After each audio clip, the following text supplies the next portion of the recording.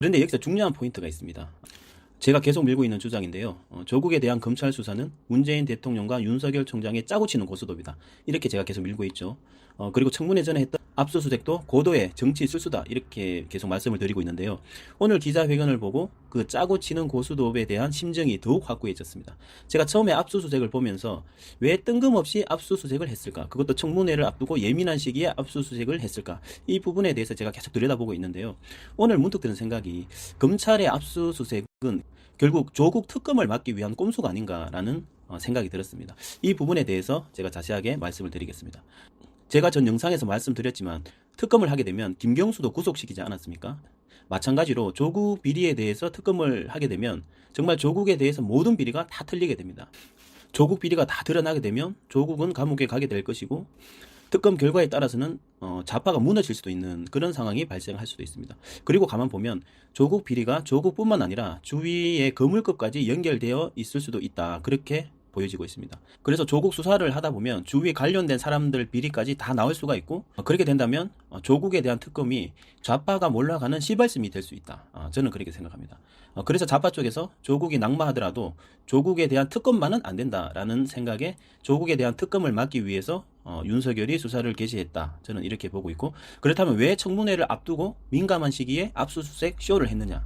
이것도 저는 특검 요구를 막기 위함이 아닌가 그렇게 생각합니다. 왜냐하면 청문회를 앞두고 대대적인 압수수색 쇼를 하게 되면 윤석열은 사람에게 충성하지 않는 정의로운 검찰총장이므로 조국에 대해서도 엄정하게 수사할 것이다. 이런 이미지가 생기지 않겠습니까? 그래서 윤석열의 수사가 국민에 대한 신뢰를 얻기 위해서 전격적으로 청문회 전에 압수수색 쇼를 했다. 저는 이렇게 보고 이렇게 되니까 특검하기 전에 일단 정의로운 윤석열이 하는 수사를 지켜보자. 이렇게 프레임이 짜지고 있죠. 실제로 이게 통하고 있습니다. 지금 특검 얘기는 쏙 들어가고 윤석열 수사를 지켜보자. 이런 분위기가 있지 않습니까? 그리고 오늘 조국이 기자회견을 하면서 가족 수사 내용을 보고받지 않겠다는 헛소리도 했거든요. 그리고 오늘 기자회견을 하면서 조국이 굉장히 의미심장한 얘기를 했습니다. 무슨 말을 했냐면 조국이 이렇게 얘기를 했습니다.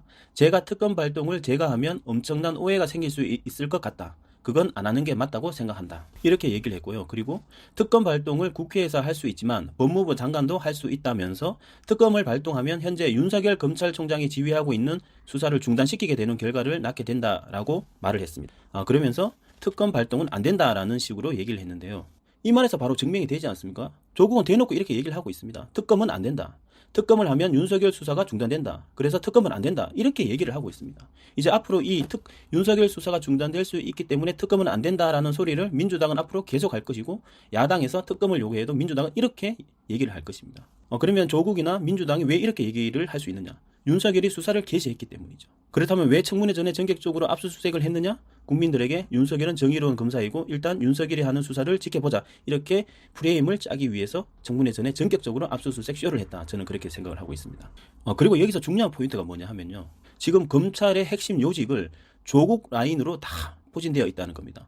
조국이 자신의 똘마니들로 검찰 요직을 채워놨기 때문에 이 똘마니들이 조국에 대한 수사를 제대로 할 수가 있겠습니까? 결국은 흐지부지 될 것입니다. 그래서 윤석열 수사로만 가게 되면 조국의 수많은 비리들 그리고 조국과 연결된 거물급 사람들의 수많은 비리들이 묻힐 수 내렸다고 하지만 이런 건 결국 안 한 것만 못하다 이렇게 생각합니다. 또 황교안 1호 영입인사와 그 몇 명을 오늘 발표하였으나 여론의 악화와 최고위원들의 반대로 결국 1호 인사는 무산된 상태였습니다. 자, 영입인사 1호로 박찬주 씨를 내세운 건 이번 정부에서 탄압받았다는 것 말고는 미래 발전적이고 희망적이라고 누가 생각을 하겠습니까? 한국당의 결국 자충수가 계속하니 아쉬운 마음입니다. 자, 그러면은 황교안 대표와 나경원 대표의 사주를 가지고 한국당의 리더십에 대해서 한번 생각해 보도록 하겠습니다. 황교안 대표는 양력으로 1957년 4월 15일생으로 알려져 있습니다. 그래서 사주를 뽑으면 정유생, 갑진월, 정사일, 이 시간은 정확하지 않습니다. 3주를 가지고 보니까 이분이 관운이 잘 발달됐다. 그래서 관운이 좋은 정관과 그 다음에 정인과 이렇게 시간을 정해서 생각해 봤습니다. 그리고 인사 형사를 하니까 검찰 개통, 권력 개통에 벼슬을 지냈기 때문에 이민시로 본 겁니다. 자, 이 사주는 천간에서 목생화 해가지고 흐름이 좋습니다. 그리고 또 지지에서도 목생화, 화생, 토생금 하니까 이 흐름이 아주 막힘없이 순환 상생한다.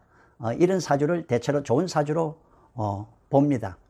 그리고 다음은 나경원 원내대표는 양력으로 역시 1963년 12월 6일생으로 알려져 있습니다. 그 사주를 뽑으면은 계묘생입니다. 토끼띠죠. 그리고 계해월입니다. 그리고 태어난 생일이 개미일입니다. 물론 시간은 유초에서 적었습니다. 이 3주를 가지고 보면은 겨울에 차가운 물이 아주 강력합니다. 그래서 사주가 너무 차우니까 잘 순환이 안 된다, 흐르지 못한다 해서 하늘에 태양이 비추어줘서 물의 흐름을 좋게 만들어준다. 그래서 병진시로 생각해 봤습니다. 그러면은 해묘미 이렇게 목국이 강합니다. 이 진토에서도 을개무 목이 있습니다. 동방 모기의 기운이 있으니까 목국은 식상입니다. 식상이니까 이 사주는 개수가 한 개가 아니고 세 개입니다. 개수의 특징은 아주 머리가 영리하고 똑똑하고 차분하고 깔끔하다. 이게 세 개나 있으니까 얼마나 머리가 뛰어나겠습니까? 그래서 판사를 지냈고 내리 사선 이혼을 했다고 그렇게 봅니다. 그래서 수생목 이렇게 자신의 기운을 세상으로 잘 풀어냅니다. 그리고 묘목이 천을기인입니다. 조상공덕을 크게 타고났다. 그리고 주변에 도와주고 인덕이 많다. 그래서 이 사주 역시 수생목, 목생화, 화생토, 금이 없지만은 그래도 흐름이 좋다. 그렇게 볼 수 있습니다. 자, 두 사람의 사주의 특징은 한교안 대표는 화기가 강합니다. 화기가 강하고 이 나경원 대표는 수기가 강합니다. 수의 기운이 강하니까 수화가 이렇게 공존하고 있다. 이렇게 볼 수 있고, 그 다음에 가장 눈길을 끄는 것은 여기에 나경원 대표는 개수입니다. 자기 자신이. 그래, 이 비견들이 많이 도와줬죠. 물의 기운이 셉니다. 근데 이 개수가 황 대표의 정화의 불을 바로 끄려고 합니다. 그러니까 상극하죠. 상극하고, 그 다음에 이 닭띠와 토끼띠는 충을 하게 됩니다.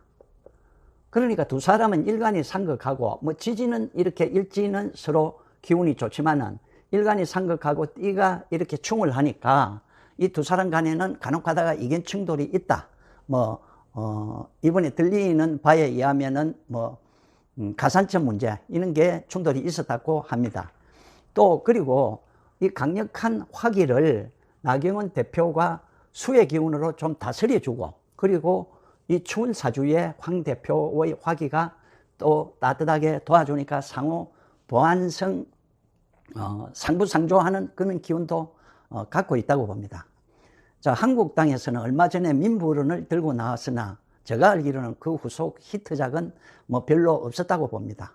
그래서 어려운 경제에 대한 희망을 확실히 제시하지 못하고 있다. 또 여당에서는 얼마 전에 지명도 높은 초선 의원 몇 분들이 불출마를 선언하여서 기존의 정치권에 충격을 주고 있다. 그러나 반대로 한국당에서는 지난 지방선거 이후에 내년 2020년 총선에 출마하지 않겠다는 분들도 조국 사태 이후에 한국당 지지율이 조금 오르니까 내년 총선에 나가려 한다는 움직임이 있다고 방송에서 전하고 있습니다. 자, 이 말은 한국당에는 물갈이가 안 된다. 물러날 사람들이 자리를 비우지 않고 그대로 다 차지하고 있으니 새 인물인 젊은 인재가 들어갈 자리가 없다라, 그런 말일 것입니다. 자, 오늘 발표한 언론에서도 참신한 젊은 인재, 하다못해 시골에 현대적인 농사를 짓는 농부 같은 참신한 인물, 이런 인물은 별로 보이지 않는다 합니다. 자, 그래서 일부에서는 말하기를 한교안 대표 리더십이 너무 나약하다, 현실 안주형이다, 또 당을 완전히 장악하지 못한다, 그렇게들 말하기도 합니다. 조국 사태의 호재를 만났으나 야당의 한국당 지지율은 여당의 민주당의 지지율을 아직은 쫓아가지 못하고 있습니다. 황교안 대표와 나경원 대표